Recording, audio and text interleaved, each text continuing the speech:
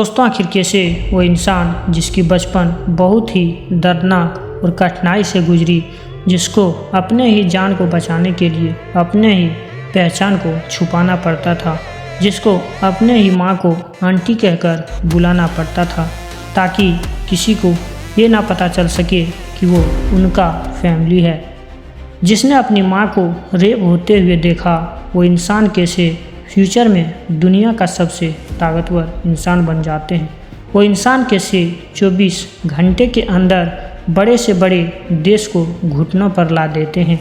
चलिए आज की इस एपिसोड में जानने की कोशिश करते हैं। दोस्तों, वो कोई और नहीं बल्कि जॉर्ज सोरोस हैं, जिसकी जन्म 12 अगस्त 1913 को हंगरी में पैदा होते हैं।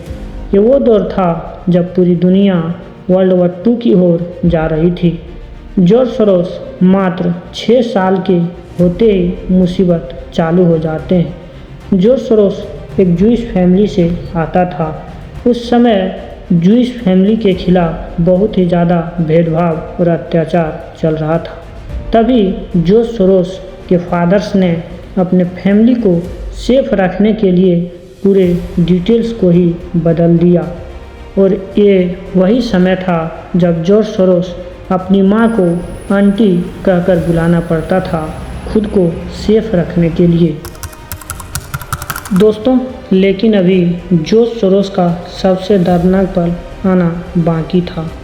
साल आता है 1945, जब रशियन मिलिट्री द्वारा हंगरी को कब्जा कर लिया जाता है। एक जगह था लियोडो बेस्ट, जहाँ जॉर्ज सोरोस की फैमिली रहता था। वहाँ कुछ रशियन मिलिट्री मिलकर के जॉर्ज सोरोस की माँ के साथ रेप कर देते हैं सबके सामने, जिसके कारण जॉर्ज सोरोस की लाइफ कुछ पल के लिए रुक जाता है।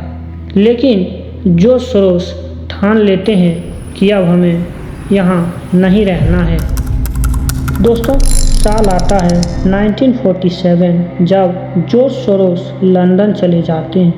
लेकिन जॉर्ज सोरोस लंदन चले तो जाते हैं, लेकिन जॉर्ज सोरोस को इंग्लिश बोलना नहीं आता था, जिसके कारण कई दिनों तक दूसरे के जूठे और खाली पेट सोना पड़ा। 2 साल बाद स्ट्रगल करने के बाद फाइनली 1949 में जॉर्ज सोरोस को लंदन स्कूल ऑफ इकोनॉमिक्स में एडमिशन मिल जाते हैं। जॉर्ज सोरोस फिलोसफी से मास्टर करते हैं और फिर जॉर्ज सोरोस एक ऐसे प्रोफेसर से मिलते हैं जिसने जॉर्ज सोरोस का लाइफ पूरी तरह से चेंज कर देते हैं। वो प्रोफेसर था कार्ल पोपर, और उसने जॉर्ज सोरोस को एक थ्योरी बताई थी, थ्योरी ऑफ रिफ्लेक्टिव। इस थ्योरी से इंग्लैंड के बैंक को घुटने पर ला दिया था जॉर्ज सोरोस। दोस्तों, अब जॉर्ज सोरोस मास्टर्स करने के बाद फाइनली एक जॉब ढूंढ रहा था।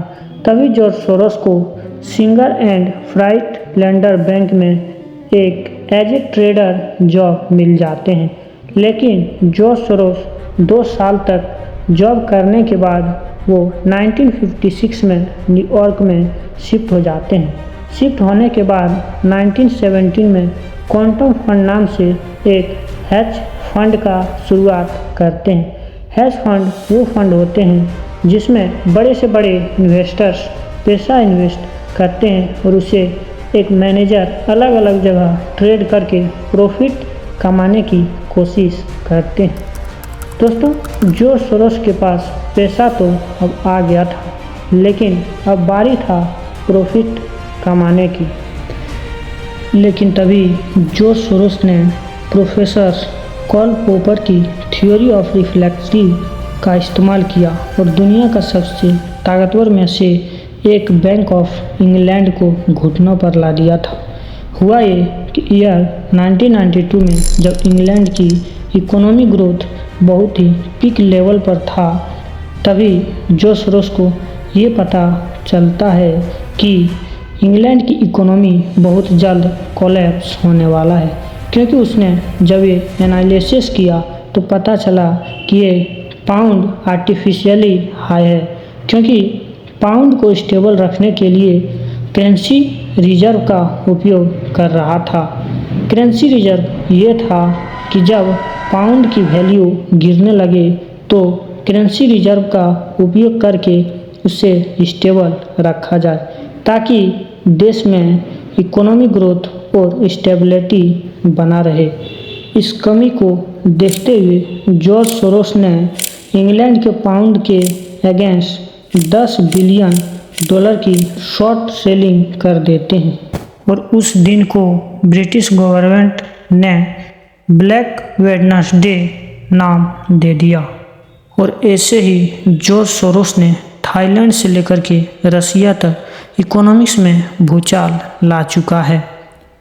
दोस्तों, जहां जॉर्ज सोरोस इतना सारा देशों में इकोनॉमी कोलैप्स कर चुके थे, वहीं George Soros open society foundation चलाते हैं।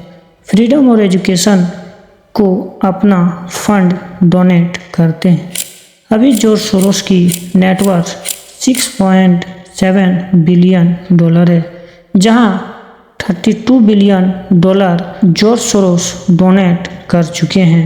ऐसे वीडियो के लिए चैनल को सब्सक्राइब करके बेल आइकन को प्रेस कर दें। जय हिंद, वंदे मातरम।